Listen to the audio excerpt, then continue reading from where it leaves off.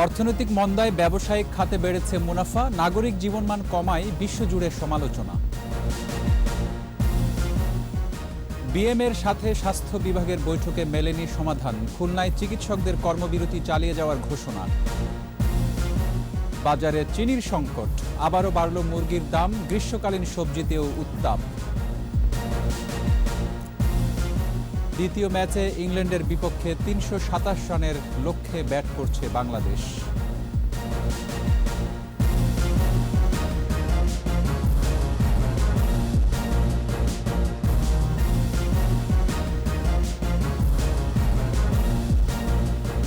শুনছিলেন first security ইসলামী bank limited সংবাদ শিরোনাম।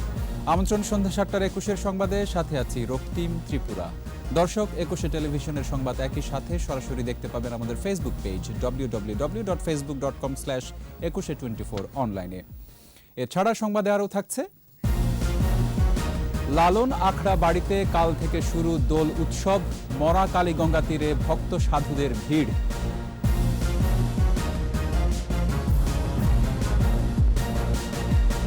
ভাগ্য গুণে আখের যেতে যদি তারে পায়, আমি যদি তারে পাই, কোথায় আছে রে সেই দিন নরদিশায়।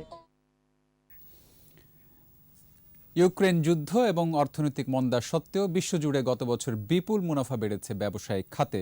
গ্লোবাল ডিভিডেন্ড ইন্ডেক্সের সমীক্ষা বলছে ২০২২ সালে শেয়ার হোল্ডারদের $1,56,000 কোটি লভ্যাংশ পরিশোধ করেছে বিভিন্ন প্রতিষ্ঠান, যা ২০২১ সালের চেয়ে ৮.৪% বেশি। সংকটে জর্জরিত বছরটিতে ব্যবসায়ীদের এমন লাভের বিষয়টি সমালোচিত হচ্ছে বিশ্বজুড়ে।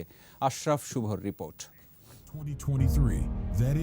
করোনা মহামারী শুরুর পর থেকেই টালমাটাল বিশ্ব অর্থনীতি। সেই রেশ কাটতে না কাটতেই ইউক্রেন যুদ্ধ আবারও থমকে দেয় অর্থনীতির চাকা। যুদ্ধের প্রভাবে রেকর্ড পরিমাণ মূল্যস্ফীতির পাশাপাশি খাদ্য ও নিত্যপণ্যের দাম হয়ে ওঠে আকাশ ছোঁয়া। চরম অর্থ সংকটে দেউলিয়া হওয়ার দ্বার প্রান্তে পৌঁছায় অনেক দেশ। তবে ভয়াবহ এই অর্থনৈতিক মন্দার মধ্যেও ২০২২ সালে ব্যাপক মুনাফার মুখ দেখেছে বিশ্বের বাণিজ্যিক প্রতিষ্ঠানগুলো। এসব প্রতিষ্ঠান থেকে গেল বছর বিনিয়োগকারীরা $1,56,000 কোটি লভ্যাংশ পেয়েছে বলে গবেষণায় উঠে এসেছে। এই বিশাল আকারের লভ্যাংশের অর্ধেকের বেশি পরিশোধ করেছে তেল, গ্যাস ও আর্থিক প্রতিষ্ঠানগুলো, যেখানে বড় ভূমিকা রাখে জ্বালানির উচ্চ মূল্য। এছাড়া পণ্য পরিবহন ব্যয় বাড়ায় মুনাফা হয় পরিবহন খাতেও। এদিকে বিশ্বজুড়ে চলমান রাজনৈতিক অস্থিরতা, মূল্যস্ফীতি ও আর্থিক বিপর্যয়ের পরও ব্যবসায়ীদের এমন মুনাফা নানা বিতর্কের জন্ম দিচ্ছে। তবে লভ্যাংশ বাড়লেও নাগরিকদের জীবনমানের খরচ বৃদ্ধি ও মাথাপিছু আয় কমায় চিন্তার ভাঁজ অর্থনীতিবিদদের কপালে। আশরাফ শুভ, ২১ টেলিভিশন। খুলনায় টানা তৃতীয় দিনের মতো চিকিৎসকদের কর্মবিরতি চলছে। সমস্যা সমাধানে স্বাস্থ্য অধিদপ্তরের প্রতিনিধি দল স্থানীয় বিএমএ নেতাদের সাথে বৈঠক করলেও মেলেনি সমাধান। এদিকে চিকিৎসা সেবা না পেয়ে দুর্ভোগে আছেন রোগীরা। মোহাম্মদ জুয়েলের ক্যামেরায় খুলনা বিভাগীয় প্রতিনিধি মহেন্দ্রনাথ সেনের প্রতিবেদন, জানাচ্ছেন শতরূপা দত্ত। খুলনায় চিকিৎসকদের কর্মবিরতি তৃতীয় দিনে গড়িয়েছে। জেলার কোনো হাসপাতালে কাজে যোগ দেননি চিকিৎসকরা। বিএমএ কার্যালয়ে আন্দোলনরত চিকিৎসকদের সাথে স্বাস্থ্য অধিদপ্তরের প্রতিনিধি দলের বৈঠক কোনো সিদ্ধান্ত ছাড়াই শেষ হয়েছে। কর্মবিরতি চালিয়ে যাওয়ার ঘোষণা দিয়েছেন চিকিৎসকরা। আমাদের ঘোষিত কর্মবিরতি চলবে যতক্ষণ পর্যন্ত ওই আসামি গ্রেপ্তার হয়ে বিচারে সোপর্দ না হয়। এদিকে বহির্বিভাগ বন্ধ থাকায় সেবা বঞ্চিত হচ্ছেন রোগীরা। চিকিৎসক সংকটে রোগীর মৃত্যুর অভিযোগ উঠেছে।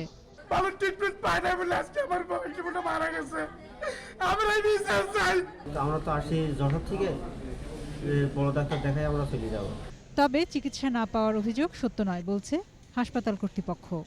এইখানে মানে যখন রোগী খারাপ হয় তখনই সাধারণত এখানে আসে, এবং যে রোগীগুলো মারা গেছে তাদেরও যদি আপনি তথ্য বিচার করেন তাহলে এদের বেশিরভাগ বয়সী হচ্ছে 70-80, অথবা ছোট বাচ্চা আর কি, যারা নিউমোনিয়া নিয়ে এসছে, অথবা বেটা দায়িত্ব অবহেলার জন্য মারা যায়নি। এই অচলাবস্থার দ্রুত সমাধান চান রোগী ও তাদের স্বজনরা। শতরূপা দত্ত, ২১ টেলিভিশন। বাজারে খোলা চিনির সংকট, প্যাকেটজাত চিনি থাকলেও সরকার নির্ধারিত দরের চাইতেও বেশি আদায় করছে দোকানিরা। আবারও বেড়েছে ব্রয়লার মুরগির দাম, কেজিতে বেড়েছে 20 টাকা। গ্রীষ্মকালীন সবজি বিক্রি হচ্ছে প্রতি কেজি 80 থেকে 100 টাকায়। তবে বাজারে রমজানে ব্যবহৃত পণ্যের কোনো ঘাটতি নেই। বিস্তারিত আহমদ বাবুর প্রতিবেদনে। সরকার খোলা চিনির দর কেজিতে 107 টাকা নির্ধারণ করলেও খুচরা বাজারে চিনি নেই বললেই চলে। রাজধানীর কারণ বাজারের কিছু দোকানে প্যাকেটজাত চিনি মিললেও বিক্রি হচ্ছে বেশি দামে। এজন্য মিল মালিকদের দুষলেন দোকানিরা। আসলে রমজানে যে কিছু জিনিসগুলো হচ্ছে ইন্ডিকেটের উপরে, যারা ইম্পোর্ট করে তারা যদি বাজারে একটু কাশিস দেখে অটোমেটিক বাড়ি যায়। বাইরের থেকে বেশি আমরা আমাদের কিনে আনতে হয়, সেই কারণে আমরা কি করি, বাইরে কারোর কাছে চিনি বেচতে চাই না। চিনি আমরা 115 করে বিক্রি করতেছি এখন, এই প্যাকেট আর কি, খোলাটা আপাতত আমাদের কাছে নাই। বাজারে ইফতার পণ্যের সরবরাহ ঘাটতি নেই, তবে ক্রেতাদের অভিযোগ বাজারে কারোরই কোনো নিয়ন্ত্রণ নেই। রমজানের আগে বাজারে নজরদারির দাবি তাদের। চিনির দাম 112 টাকা, যেটা 65-70 টাকা ছিল। তো তেলের দাম তো ডাবল হয় নাই তো, আগে তেল ছিল 90 টাকা আপনার লিটার, 180 টাকা লিটার হয় নাই তো তেল। চিনি 112 টাকা হলো কিভাবে? সরকার কোথায়? বাজার কোনো নিয়ন্ত্রণ নাই, আমি মনিটরিং এর সেরকম কাউকে আমি দেখতে পাচ্ছি না। সপ্তাহের ব্যবধানে আবারও বেড়েছে মুরগির দাম, তবে গরু ও খাসির মাংসের দাম আগের দরেই বিক্রি হচ্ছে। গত সপ্তাহ পাকিস্তানের দাম ছিল 310 টাকা, আজকের বাজার হলো যে 340 টাকা, আর ব্রয়লার 250 টাকা। ব্রয়লার মুরগি 240 টাকা। কারণ এক সপ্তাহের ভিতরে কি গেমিং হচ্ছে, কি সিন্ডিকেট হচ্ছে। গরুর মাংস 750, আর খাসির মাংস 1100, আর বকরির গোশ হচ্ছে কি 900 টাকা। সবজির বাজারও চড়া। পটল, ঢ্যাঁড়স ও করলা 80 থেকে 100 টাকায় বিক্রি হচ্ছে, তবে শীতের সবজির দাম কিছুটা কম। উস্তার কেজি 100 টাকা, ভেন্ডির কেজি 100 টাকা, পটলের কেজি 80 টাকা, অন্যান্য সবজি শসা 40 টাকা, গাজর 30 টাকা, পেঁপে 30। বাজারে মাছের দাম আগের মতোই রয়েছে। আহমদ বাবু, 21শে টেলিভিশন, ঢাকা। মার্চ বাঙালি জাতিসত্তার ইতিহাসে অনবদ্য আলেখ্য। 1970 সালের সাধারণ নির্বাচনে আওয়ামী লীগ নিরঙ্কুশ সংখ্যাগরিষ্ঠতা অর্জন করলেও ক্ষমতা হস্তান্তরের টালবাহানায় শুরু হয় অসহযোগ আন্দোলন। বঙ্গবন্ধুর ঐতিহাসিক 7 মার্চের ভাষণের পর শুধু কাগজে কলমে রয়ে যায় পাকিস্তান। 21শে স্পেশালে স্বাধীনতার মাস নিয়ে আদিত্য মামুনের 2 পর্বের প্রতিবেদনের আজ প্রথম পর্ব। স্বাধিকারের প্রশ্নে ঐক্যবদ্ধ বাঙালিকে রাষ্ট্র ক্ষমতা হস্তান্তরে গড়িমসির হাজারো নাটকীয় দৃশ্য দেখেছে বিশ্ববাসী।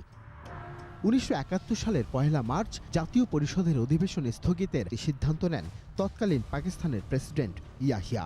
বাঙালি নয়, ক্ষমতা যেন পাঠান, পাঞ্জাবি তথা পাকিস্তানিদের হাতেই ঘুরপাক খায়। প্রাসাদ চক্রান্ত কেন মানবেন বাংলার অবিসংবাদিত নেতা আর মুক্তিকামী জনতা? বিক্ষোভে ফেটে পড়ে বাঙালি। 1 মার্চ থেকেই ঢাকাসহ সারা বাংলা কার্যত অচল হয়ে পড়ে সর্বাত্মক হরতালে। অসহযোগ আন্দোলনের শুরুটা 1 মার্চ থেকে আমরা ধরতে পারি, কারণ সেদিন থেকে যখন স্থগিত ঘোষণা করলো, আমার খেয়াল আছে আমরা সবাই রাস্তায় নেমে এলাম। পশ্চিম পাকিস্তানি শাসক গোষ্ঠীর সামরিক অধ্যাদেশ, গণগ্রেফতার, দমনপীড়ন আর হত্যার বিপরীতে বাংলা দেয় পাল্টা জবাব। জাতীয় সঙ্গীত, নিজস্ব পতাকা, নির্দিষ্ট কর্মসূচি নিয়ে দখলে রাখে রাজপথ। 7 মার্চের অগ্নিমন্ত্রের পর বাংলা মূলত পরিচালিত হয়েছে বঙ্গবন্ধুর নির্দেশেই। আমার এই দেশে আপনারা মিলিটারি শাসন চালাবার চেষ্টা করবেন না। হয়তো যুদ্ধ সম্পর্কে আমাদের জ্ঞান ছিল না তখন, কিন্তু সেটা আস্তে আস্তে একটা মানসিক ব্যাপার তো লাগে, সেটা তৈরি হয়েছে। এবং বঙ্গবন্ধু একক নেতা হিসেবে দাঁড়িয়েছেন, যার নেতৃত্বে সবাই কাজ করবে বলে মানসিকভাবে তৈরি। এই ঘটনা বাঙালি জীবনে আর কখনো ঘটেনি। জেলায় জেলায় সংগ্রাম পরিষদ নারী পুরুষ নির্বিশেষে স্বাধীনতার প্রশ্নে বঙ্গবন্ধুর নির্দেশে অচল করে দেয় কলকারখানা, অফিস আদালত। বন্ধ করে দেওয়া হয় পাকিস্তানের রাজস্ব সহ সকল পণ্য পাঠানো। জাতিসংঘের কর্মকর্তা সহ সব বিদেশি নাগরিকদের বাংলা থেকে সরিয়ে নেওয়া হয়। একদিকে পাকিস্তানিরা গোপনে সৈন্য নিয়ে আসছে, আরেকদিকে বাঙালি জাতি প্রস্তুত হচ্ছে। কিসের জন্য প্রস্তুত? মনের যুদ্ধের প্রস্তুত। যখন তারা 25শে মার্চ কালো রাতে আক্রমণ করলো, তখন প্রতিরোধ যুদ্ধ শুরু হয়ে গেল। দফায় দফায় বিফল হয় মুজিব ইয়াহিয়া ভুট্টো বৈঠক। ভুট্টোর দেয়া দুই দলের কাছে ক্ষমতা হস্তান্তর তত্ত্বও নাকচ করেন বঙ্গবন্ধু। এয়ারফোর্সের কয়েকটা এয়ারক্রাফট নিয়ে প্রতি রাতে করাচির থেকে ফ্লাইট আসে, ভোর রাত 3টার থেকে 4টার মধ্যে ঢাকা বিমানবন্দরে ল্যান্ডিং করছে এবং তারা মার্চ করে চলে যাচ্ছে, টার্মিনাল বিল্ডিংয়ে না গিয়ে পিছন দিয়ে ক্যান্টনমেন্টের মধ্যে চলে যাচ্ছে হাজার হাজার সৈন্য। শেষমেশ 24 মার্চের বৈঠকও ব্যর্থ হয়। নতি স্বীকার করতে অস্বীকার করেন জাতির পিতা। বাসা বাড়ি গাড়িতে উড়তে থাকে বাংলাদেশের পতাকা। 25 মার্চ কালরাতে 32 নম্বরের বাসা থেকে গ্রেফতার করা হয় বঙ্গবন্ধুকে। বেতারে বঙ্গবন্ধুর স্বাধীনতার ঘোষণায় যুদ্ধে ঝাঁপিয়ে পড়ে বাঙালি। অবশেষে 9 মাস রক্তক্ষয়ী যুদ্ধের পর মুক্ত হয় বাংলা। আদিত্য মামুন, 21 টেলিভিশন, ঢাকা। চোখ রাখবো বাংলাদেশ ইংল্যান্ড ওয়ানডে সিরিজের দ্বিতীয় ওয়ানডেতে ইংল্যান্ডের দেয়া 327 রানের জয়ের লক্ষ্যে ব্যাট করছে বাংলাদেশ। ইংলিশদের দেয়া পাহাড় সম টার্গেট তাড়া করতে নেমে শুরুতেই হোঁচট খায় টাইগাররা। স্কোরবোর্ডে 9 রান তুলতেই 3 উইকেট হারায়। প্রথম ওভারে কারেনের বলে লিটন দাস ও নাজমুল শান্ত 0 রানে আউটের পর মুশফিকুর ফেরেন 4 রানে। খাদের কিনারা থেকে দলকে টেনে তোলার দৌড়ে চেষ্টা চালান অভিজ্ঞ তামিম ও সাকিব। 79 রানের জুটিতে তামিম ফিরেন 35 রানে। মাহমুদুল্লাহকে নিয়ে হাফ সেঞ্চুরি তুলে নেন সাকিব। বাংলাদেশের হয়ে 400তম আন্তর্জাতিক ম্যাচে সাকিব পেলেন ওয়ানডেতে 51তম 50। এরপর আদিল রশিদের বলে ক্যাচ দিয়ে 58 রানে ফেরেন সাকিব। এর আগে ওপেনার জেসন রয়ের ঝোড়ো সেঞ্চুরি ও জশ বাটলারের হাফ সেঞ্চুরিতে 326 রানের সংগ্রহ পায় ইংল্যান্ড।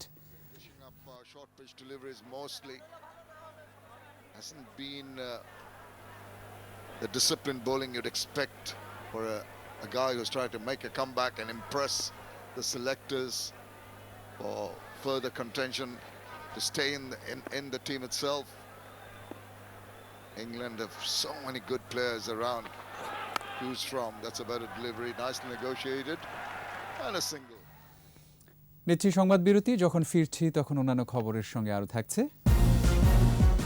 আন্তর্জাতিক বাজারে গমের দাম কমলেও দেশে সুফল মিলছে না। এলসি খুলতে না পারাকে দুষছেন ব্যবসায়ীরা। রাজধানীর বিভিন্ন এলাকায় মূল রাস্তায় বাজার চলছে চাঁদাবাজি, পথ চলতি মানুষের ভোগান্তি।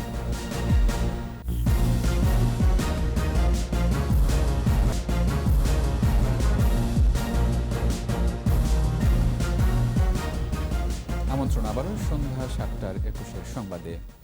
নেতাকর্মীদের আটক ও হামলা মামলা করে আন্দোলন দমানো যাবে না বলে মন্তব্য করেছেন বিএনপির স্থায়ী কমিটির সদস্য আমির খসরু মাহমুদ চৌধুরী। বেগম খালেদা জিয়ার স্থায়ী মুক্তি ও অ্যাডভোকেট রুহুল কবির রিজভী আহমেদ সহ সকল বন্দীর মুক্তির দাবিতে জাতীয় প্রেস ক্লাবের সামনে অবস্থান কর্মসূচিতে কথা বলেন তিনি। খালেদা জিয়ার রাজনীতি ও নির্বাচনে অংশ নেয়ার বিষয়ে আওয়ামী লীগ নেতাদের কোনো মন্তব্য না করারও আহ্বান জানান খসরু। এ সময় বর্তমান সরকারের অধীনে কোনো নির্বাচন নয়, তত্ত্বাবধায়ক সরকারের অধীনে নির্বাচন দিতে হবে বলেও মন্তব্য করেন তিনি।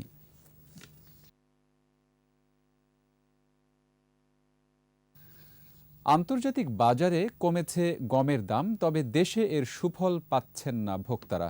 ব্যবসায়ীরা বলছেন ডলার সংকটে এলসি খুলতে না পারায় গমের বাজার অস্থিতিশীল হয়ে উঠছে। বিপ্লব মজুমদারের ক্যামেরায় চট্টগ্রাম থেকে রিপোর্ট করছেন হাসান ফেরদৌস। খাদ্য মন্ত্রণালয়ের তথ্য অনুযায়ী 2021-22 অর্থ বছরে দেশে গম আমদানি হয়েছে 55 লাখ মেট্রিক টন। আর চলতি বছরের 8 মাসে ফেব্রুয়ারি পর্যন্ত আমদানি হয়েছে প্রায় 19 লাখ মেট্রিক টন। বর্তমানে দেশে গমের মজুদ আছে 38 লাখ মেট্রিক টন। মূলত Russia, Ukraine, Canada, Australia, Bharat থেকে বাংলাদেশে গম আমদানি হয়ে থাকে। রাশিয়া ইউক্রেন যুদ্ধের কারণে গমের বাজারে অস্থিতিশীলতা তৈরি হয়। চলতি বছরে বিশ্বব্যাপী গমের উৎপাদন বৃদ্ধি এবং বিশ্বব্যাপী খাদ্যদ্রব্য পরিবহনে কিছুটা শীতলতা আসার পর আন্তর্জাতিক বাজারে কমতে শুরু করেছে গমের দাম। তবে এখনই এই সুফল পাচ্ছে না ভোক্তারা। চট্টগ্রামের পাইকারি বাজারে প্রতিমন গম বিক্রি হচ্ছে 1920 টাকা দরে, অর্থাৎ প্রতি কেজি গম বিক্রি হচ্ছে 51 টাকায়। কানাডা গম আর রাশিয়ার গম অর্থাৎ দুটোটা সেম হয়ে গেছে প্রাইস। যেমন বর্তমান প্রাইস ধরেন আপনার 1900 টাকা, ইন্ডিয়া, রাশিয়া এবং কানাডা বেসরকারি ব্যাংকগুলো খাদ্যপণ্য আমদানিতে ঋণপত্র খুলতে অনীহা আছে বলে দাবি ব্যবসায়ীদের। এই অবস্থায় আন্তর্জাতিক বাজারে গমের দাম নিম্নমুখী হলেও বাংলাদেশের বাজারে এই সুবিধা পাওয়া যাবে না। যে মালগুলো 6 মাস আগে ইম্পোর্ট করে নিয়ে আসছে বাংলাদেশে, এই মালগুলো এখন যখন ব্যাংকের সাথে সমন্বয় করতে হচ্ছে, এখন 20 টাকা 25 টাকা প্রতি ডলার উদ্ধৃত মূল্য দিতে হচ্ছে। ডলার জটিলতার কারণে বড় আমদানিকারক, মাঝারি আমদানিকারক কেউ এখন এলসি খুলতে পারছে না। এখন দেশে আমদানিকৃত গমের বেশিরভাগ আনা হচ্ছে ভারত থেকে, সেখানেও দাম কমতে শুরু করেছে। আগামী 2-1 মাসের মধ্যেই দেশে উৎপাদিত গম আসতে শুরু করবে, ফলে দাম কিছুটা নিয়ন্ত্রণে আসবে বলেও জানান তারা। এপ্রিলের যে শেষে কিন্তু আমরা ক্রপ পেয়ে যাই এবং ইন্ডিয়াতেও কিন্তু ক্রপ হবে। তো সব মিলে আমার মনে হচ্ছে যে বাজারটা স্টেবল এবং ডাউন হবে আরো। সরকারি হিসেব অনুযায়ী বছরে দেশের গমের মোট চাহিদা প্রায় 70 থেকে 75 লাখ মেট্রিক টন। এর মধ্যেই 65 লাখ মেট্রিক টন আমদানি করতে হয় বিশ্বের বিভিন্ন দেশ থেকে। বাদবাকি অংশ যোগান আসে দেশের অভ্যন্তরীণ বাজার থেকে। হাসান ফেরদৌস, একুশে টেলিভিশন, চট্টগ্রাম। আমাদের নিয়মিত আয়োজন জনদুর্ভোগ।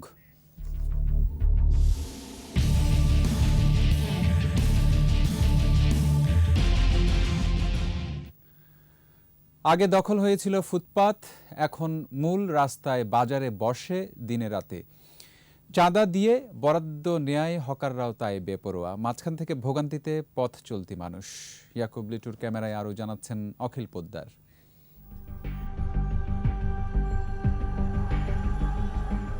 রাজধানী ঢাকায় রাস্তা যা আছে তা যথেষ্ট না হলেও একেবারে কম বলা যাবে না,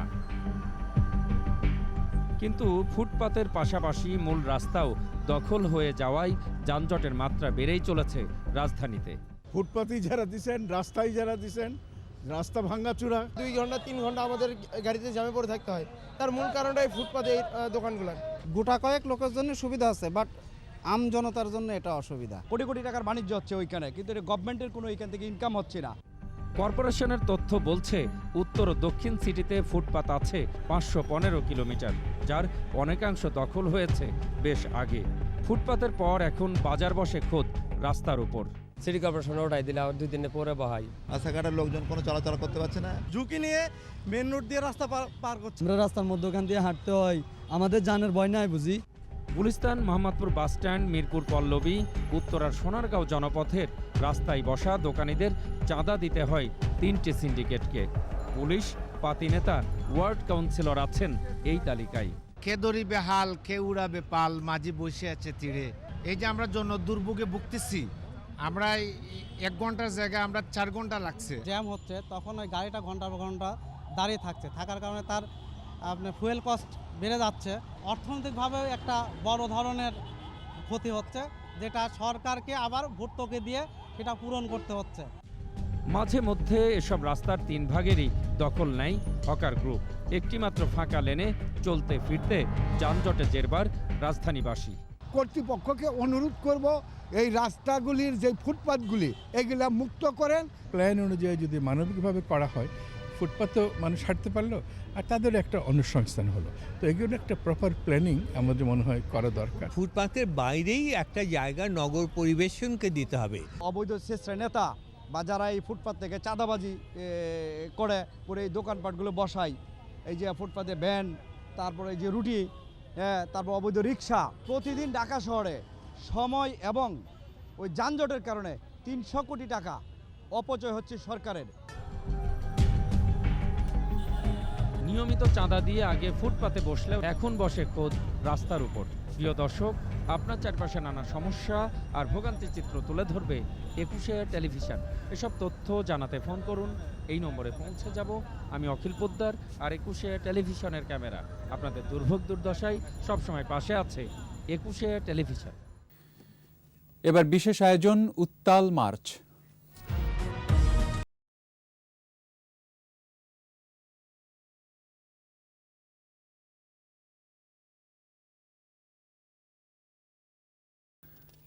বায়ান্নর ভাষা আন্দোলন থেকে জাতি স্বতন্ত্র সাংস্কৃতিক বৈশিষ্ট্যের পরিচয় তুলে ধরে। এর আগেই বাংলা সাহিত্য, কবিতা, গান বিশ্বজুড়ে ছড়িয়ে পড়ে।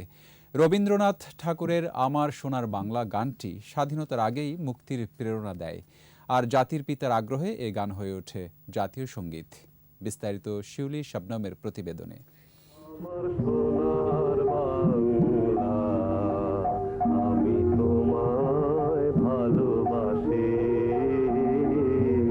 বাংলার রূপে মুগ্ধ হয়ে রবীন্দ্রনাথ ঠাকুর লিখেছিলেন এই কবিতা। এর সাথে যুক্ত হয় গগনহর করার বাউল সুর। বাংলার প্রতি প্রেম আর আন্দোলনের শক্তি প্রকাশ পায় এই গানে। ৪৭-এর দেশভাগ থেকে শুরু করে ৭১-এর স্বাধীনতা যুদ্ধে এই গান মুক্তি ছিল অদম্য প্রাণ শক্তি।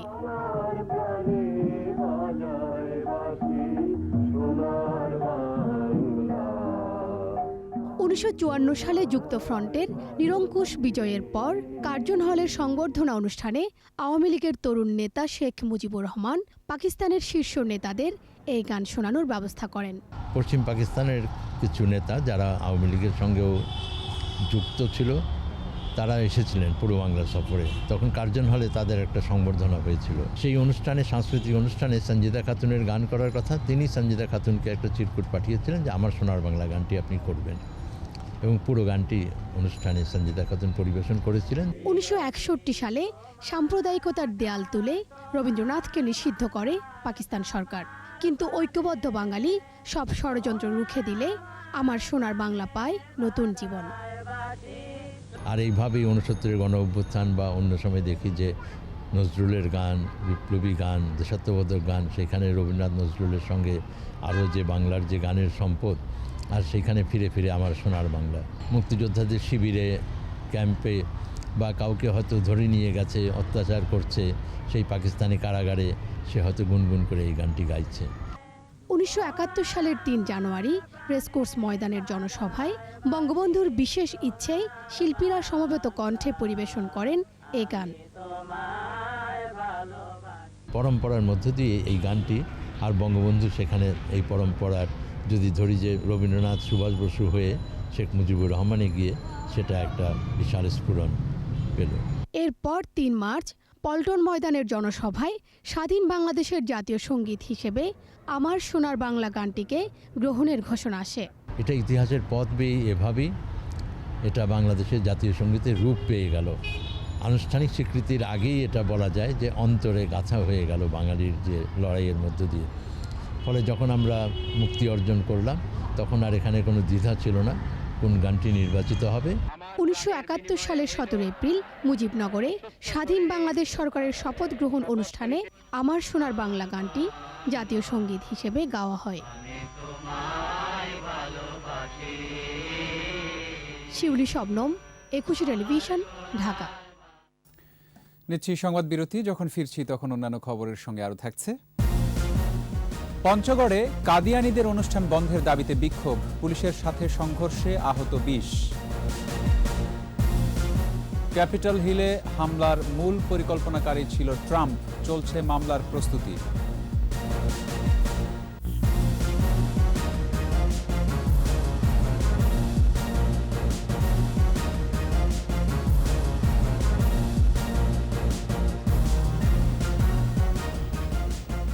আমন্ত্রণ আবার সন্ধ্যা ৭:২১ সংবাদে। পঞ্চগড়ে কাদিয়ানী সম্প্রদায়ের অনুষ্ঠান বন্ধের দাবিতে বিক্ষোভ, অবরোধ এবং পুলিশের সাথে সংঘর্ষ হয়েছে। এতে সাংবাদিক, পুলিশ সহ আহত হয়েছে অন্তত ২০ জন। জুম্মার নামাজের পর পঞ্চগড় পৌরসভা এলাকার কয়েকটি মসজিদ থেকে বিক্ষোভকারীরা মিছিল নিয়ে আহমদনগর এলাকায় কাদিয়ানীদের অনুষ্ঠানের দিকে যাওয়ার সময় পুলিশ বাধা দেয়। সে সময় বিক্ষোভকারীরা আগুন জ্বালিয়ে সড়ক অবরোধ করে। পুলিশ ছত্রভঙ্গ করার চেষ্টা করলে তারাও ইটপাটকেল নিক্ষেপ করে। ভাঙচুর করা হয় বেশ কয়েকটি দোকানপাট। এ সময় ধাওয়া পাল্টা ধাওয়ার ঘটনা ঘটে। ঘটনাস্থলে অতিরিক্ত পুলিশ, র্যাব ও বিজিবি মোতায়েন করা হয়েছে।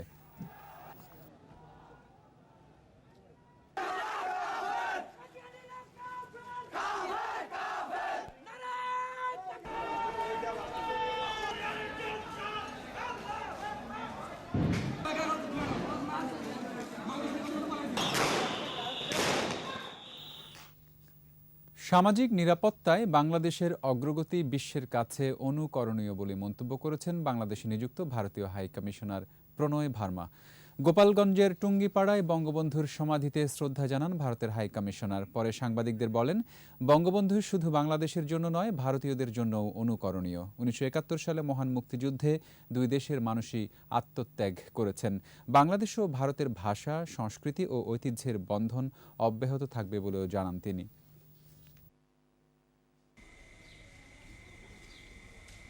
I've had this opportunity to visit here in March, in the month of March, and pay my tributes. Bangabandhu's, his whole life, his sacrifice, his vision for development of Bangladesh, for social justice, for people's welfare in Bangladesh is something that continues to inspire the whole world. Chittagong নগরীতে আবারও স্বয়ংক্রিয় traffic নিয়ন্ত্রণ ব্যবস্থাপনা চালু হচ্ছে। এজন্য আধুনিক signal বাতি স্থাপনের উদ্যোগ নিয়েছে ট্রাফিক বিভাগ। সিগন্যাল বাতির সাথে উন্নত প্রযুক্তির ক্যামেরা বসানো হবে। ইফরাজ নূরের ক্যামেরায় একরামুল হকের প্রতিবেদন, জানাচ্ছেন মাসুম আলিসা। বাণিজ্যিক নগরী চট্টগ্রামে একসময় লাল, হলুদ, সবুজ বাতির সংকেতে সড়কে গাড়ি থামতো ও চলত। 1991 সালের ঘূর্ণিঝড়ে ক্ষতিগ্রস্ত হয় বেশিরভাগ বাতি। এরপর সনাতনী পদ্ধতিতে ট্রাফিক নিয়ন্ত্রণে বাধ্য হয় ট্রাফিক পুলিশ। ডিজিটাল ট্রাফিক ব্যবস্থাপনা নামে বুয়েট ও চুয়েটের বিশেষজ্ঞ শিক্ষকদের নিয়ে গঠন করা হয় একটি গবেষণা কমিটি। তাদের পরামর্শে নগরীর কাজীর দেউরি ও নিউ মার্কেট মোড়কে পাইলট প্রকল্প হিসেবে নেওয়া হয়। পর্যায়ক্রমে নগরের 53 জংশনে স্থাপিত হতে যাচ্ছে আধুনিক সিগন্যাল বাতি। 3 পর্যায়ে কাজটা হচ্ছে। প্রথমে আমরা ইন্টারসেকশনটাকে ডিজাইন করতেছি, সাথে সাথে সিগন্যাল লাইটগুলো আমরা ডেভেলপমেন্টের আওতায় আনছি। বর্তমান সিগন্যাল লাইটগুলোতে একটা টাইমের বেশি দেওয়ার সুযোগ নেই। সেখান থেকে আমাদের কারিগরির টিম এখানে 56টা টাইমার সেটের অপশন এনেছে। এসব স্থানে আধুনিক বাতির সাথে যুক্ত ক্যামেরায় তোলা ছবির মাধ্যমে আইন অমান্যকারী যানবাহনের মালিকের বিরুদ্ধে ব্যবস্থা নিতে পারবে বিআরটিএ ও পুলিশ প্রশাসন। এই ট্রাফিক সিগন্যাল লাইট এবং ইন্টারসেকশনের সমন্বয়ে আমরা জাংশনে যে যানজটের সম্মুখীন হয়েছি, এটা অনেকাংশে সহনীয় পর্যায়ে আসবে। এই traffic signal, road engineering, foot over bridge থেকে শুরু করে পে পার্কিং পর্যন্ত এটা তারা একটা প্রজেক্টের আওতায় আনতেছে। চট্টগ্রাম নগরকে আধুনিক ডিজিটাল ট্রাফিক নিয়ন্ত্রণ ব্যবস্থায় নিয়ে আসতে চট্টগ্রাম সিটি কর্পোরেশন নগরীর কাজীর দেউরি ও নিউ মার্কেট জংশনকে বেছে নিয়েছে। হাতের ইশারায় ম্যানুয়ালি ট্রাফিক কন্ট্রোল করার যুগ তো চলে গেছে, এখন সব কিছু তো আপনার ডিজিটাল সিস্টেমে। তো আশা করি আমরা চট্টগ্রামকেও নিয়ে আসতে পারবো। আধুনিক ট্রাফিক সিগন্যাল ব্যবস্থাপনা চালু হলে উপকৃত হবে নগরীর 60 লাখ মানুষ। সেই সাথে বাঁচবে সময়, সচল হবে অর্থনীতির চাকা, এমন প্রত্যাশা নগরবাসীর। মাসুম আলিসা, 21 টেলিভিশন। ঝিনাইদহে বিষাক্ত স্পিরিট পানে অন্তত 3 জনের মৃত্যু হয়েছে। মৃতের সংখ্যা আরও বাড়ার আশঙ্কা করা হচ্ছে। মধ্যরাতে কালীগঞ্জ শহরের নদীপাড়ায় এই ঘটনা ঘটে। স্থানীয়রা জানান, নিহতরা সবাই কালীগঞ্জ মেইন বাস স্ট্যান্ড এলাকার একটি হোমিও ওষুধ থেকে স্পিরিট পান করে অসুস্থ হয়ে পড়েন। পরে গভীর রাতে কালীগঞ্জ, ঝিনাইদহ ও যশোর হাসপাতালে তাদের মৃত্যু হয়।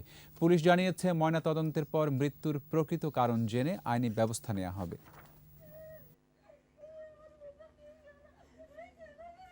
সাধারণ মানুষের তথ্যে এখানে আমরা এই বিষয়ে আইনানুগ ব্যবস্থা গ্রহণ করছি, মর্গে পাঠিয়ে তারপরে রিপোর্ট পাইলে আমরা আসলে প্রকৃত কারণ জানতে পারবো যে কি। এবার ব্যবসা বাণিজ্যের সংবাদ।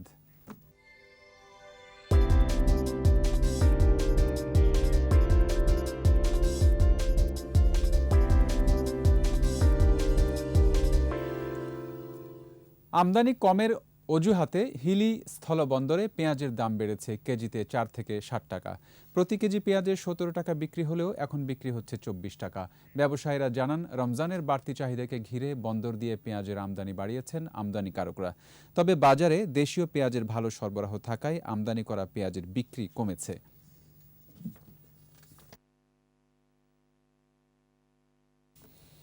আন্তর্জাতিক খবর।